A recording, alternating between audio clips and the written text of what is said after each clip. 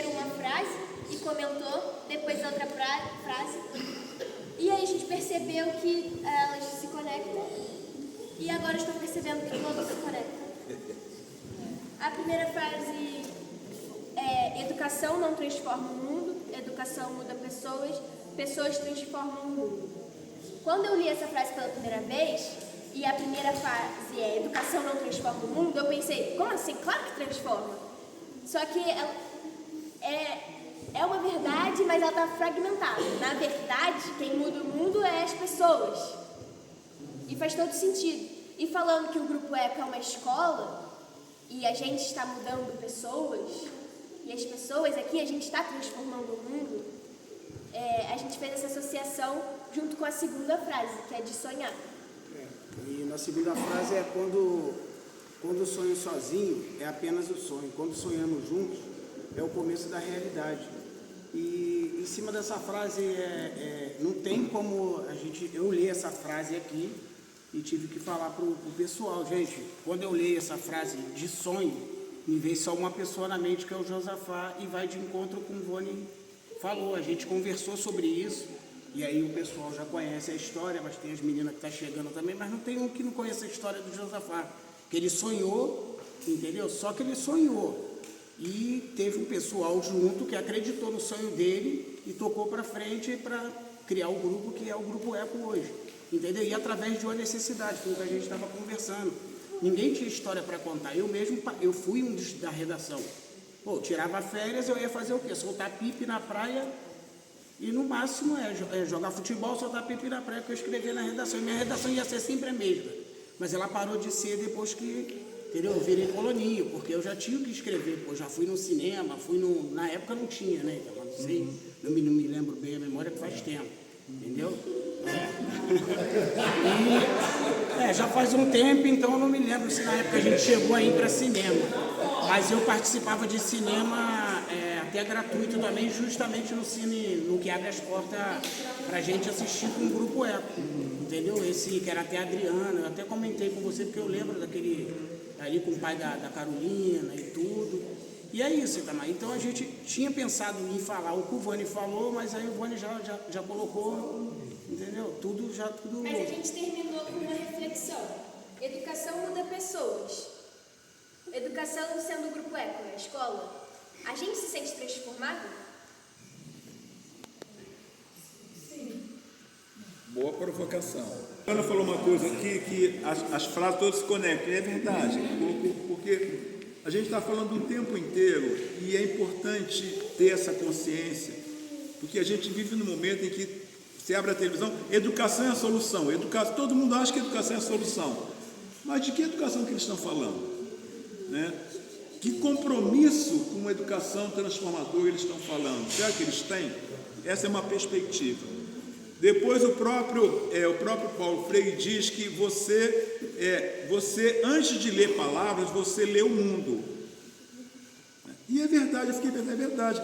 A gente, uma criança que vai para a escola, mas quando ela chega na escola, ela não sabe nem escrever, mas ela já interpreta o mundo, ela já entende os sinais do mundo, ela tem um acúmulo de conhecimento já na cabeça dela, que está ali, está na vida. Se não tiver escola, ela vai ser um ser, né, pensante também, sem esses elementos do conhecimento de escola, mas por isso que é importante a gente entender a educação como uma coisa muito ampla. Né? E essa coisa de que o mundo nos educa e a gente se educa coletivamente é muito importante no nosso processo. A gente precisa acreditar nisso, para a gente não cair também em discursos muito simplórios, né, ou superficiais, de que a saída é a educação. Tá bom, então me dê uma escola de qualidade, me dê condições que eu possa estudar, que eu possa acessar, que eu possa produzir meu conhecimento, aí tudo bem, mas a nossa realidade não é assim. Primeiro, não pode esquecer, a gente nunca deve subestimar a força do coletivo. Eu acho que é isso aqui. Vai ter coisas que a gente vai ter que fazer individualmente mesmo, e essa transformação pessoal é muito subjetiva, né? Cada um com si. Mas a gente nunca subestimar a força que um grupo pode fazer para fazer a transformação. Importante a gente também entender que quem está dominando não quer que a gente se organize, não quer que a gente se liberte. Então é muito importante a gente ter consciência de que isso não vai vir de cima para baixo, gente, para nada, nunca. Quem está lá no privilégio, no topo do seu conforto, não vai abrir mão desse conforto para melhorar as coisas embaixo, não vai. Entender também que pequeno não significa pequeno de tamanho, significa simples. Tem muitas pessoas que nunca entraram numa universidade, numa escola, e eles estão fazendo diferença em vários lugares. Então a gente precisa entender também que muitas coisas, muitos movimentos, eles são simples. E aí a gente também precisa entender que às vezes quem vai fazer diferença na nossa vida são pessoas que acessam coisas que tocam a gente. Não é o cara que é intelectual, que tira nota boa, que é a porra toda, sei lá, em qualquer lugar. Às vezes são pessoas simples que vão tocar o coração da gente e vão fazer a transformação, vão fazer isso acontecer. Então é muito importante a gente entender esses mecanismos e, por último, entender também que educação não é ir para a escola. Educação não é você fazer faculdade, não é você ter um diploma na mão. Educação é um processo de questionamento, é um processo de transformação, é um processo de mudança. Não adianta você estar mandando o seu filho para uma escola onde ele não vai questionar o sistema, ele não vai questionar quem está oprimindo ele, e aí ele vai virar uma ferramenta de opressão até contra você. Então é importante a gente ter essa consciência, não, porque eu vou botar o meu filho na melhor escola. Qual é a melhor escola? É a escola que você vai educar seu filho para depois estar falando besteira para você no futuro, está negando o que você está fazendo, está negando as suas origens, está negando tudo aquilo que você acredita. É muito importante a gente ter essa consciência, que às vezes é melhor até não botar em certos espaços. Porque a gente tem, por exemplo, muitos jovens, no morro a gente tem esses exemplos de pessoas que têm acesso à educação e eles estão exatamente dando tiro no próprio pé e dando tiro na gente também. Porque essas pessoas não defendem, né, as coisas que precisam para libertar a gente. São pessoas que estão lá dentro exatamente fazendo esse papel de opressor. E a gente fica sem entender. Mas essas pessoas estão nesses espaços de educação, elas estão sendo educadas, elas estão consumindo uma educação que não é uma educação libertadora. E por isso os textos são importantes, a gente precisa ler com bastante atenção. Educação libertadora. Não é qualquer tipo de educação. E muitas instituições de ensino querem que a gente pense como opressor. As pessoas querem que a gente se veja, então, porque eu tenho educação, eu sou melhor que você, eu sou melhor que você, eu sou melhor do que você. E aí, o que na verdade, eu não estou quebrando nada. Eu estou exatamente mantendo o discurso da opressão. Então, é importante a gente entender isso quando a gente também, né, vai ajudar pessoas nesse processo de adquirir, né, educação. É muito importante isso. Eu fico incomodado quando assim, o pessoal agora virou mania, alguém da comunidade consegue se ascender aí economicamente, o pessoal fala: a favela venceu. A favela não vence quando vence uma pessoa sozinha. A favela está falando no coletivo. A favela vence no coletivo quando você está lá, de novo para Santa Marta.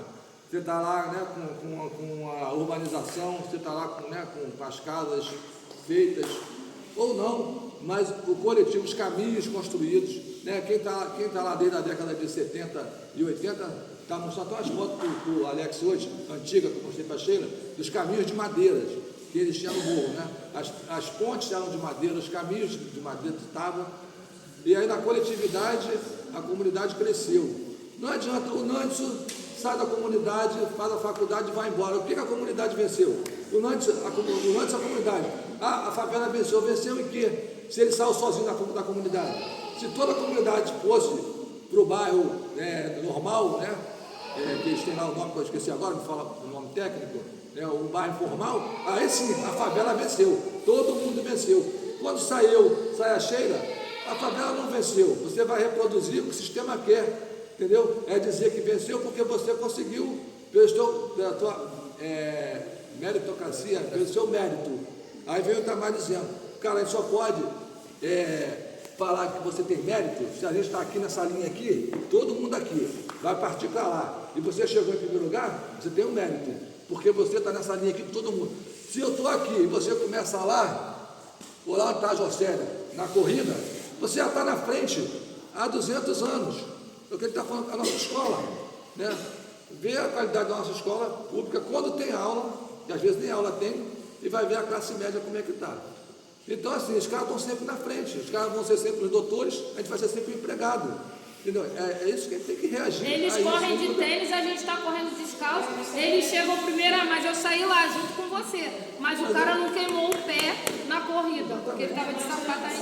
Ok. Sair do mesmo lugar, a mesma distância, mas os caminhos percorridos vão ser diferentes. O pobre tem vários obstáculos na vida dele. O rico ele vai correr, vai correr direto, porque não vai ter obstáculo nenhum. O pobre não, vai ter um monte de obstáculos até ele chegar na linha de que venceu, na linha de chegada. Então, não adianta você ter a mesma distância se os obstáculos são diferentes. O percurso é diferente, não tem como dizer que é igual.